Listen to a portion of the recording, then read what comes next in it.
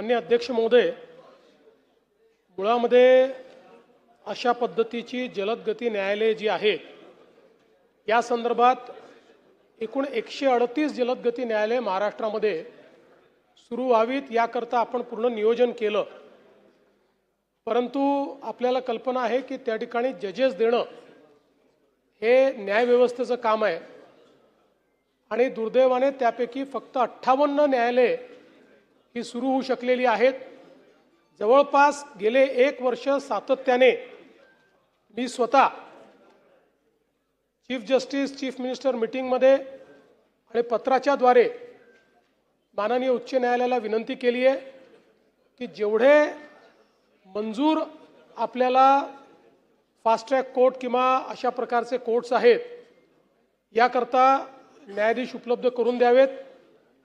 मागच्या बैठकीत त्यांनी हे सांगितलं की त्यांच्याकडची जी काही नवीन जजेसची भरती आणि जजेसचं बढती अशी प्रक्रिया अंतिम टप्प्यात आहे।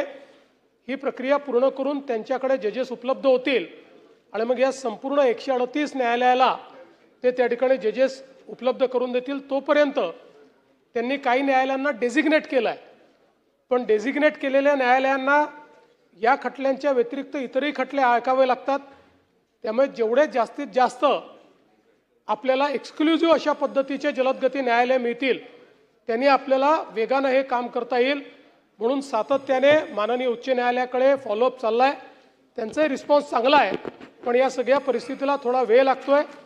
यामध्ये आपल्या पुण्यातले आवश्यक सगळे कोर्ट्स आपण घेतलेले आहेत, काही कमतरता असतील तर त्याचीही पाहणी करण्यात येईल।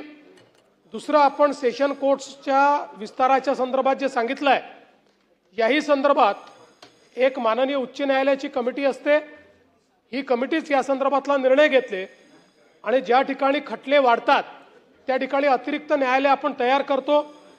सातत्याने आपण जर बघितलं असेल तर गेल्या 10-12 वर्षामध्ये मोठ्या प्रमाणात महाराष्ट्रामध्ये न्यायालयीन व्यवस्थेचा विस्तार आपण केलाय। सत्र न्यायालय असतील, वेगवेगळ्या प्रकारचे त्या ठिकाणी अतिरिक्त जिल्हा न्यायालय असतील, खूप मोठ्या प्रमाणात इन्फ्रास्ट्रक्चरही तयार केलं, त्याचा विस्तारही केलेला आहे। मात्र यामध्ये एकट्या शासनाच्या भरोशावर हे करता येत नाही, कारण यातल्या जे बहुतांश निर्णय हे ज्युडिशियरीला करावे लागतात।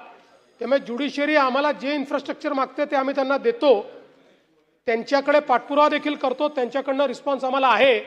म्हणून मी आपल्यालाही आश्वस्त करतो की आपण या ठिकाणी ज्या अतिरिक्त न्यायालयांची मागणी केलेली आहे ती केसेसच्या आधारावर पडताळून पाहिली जाईल।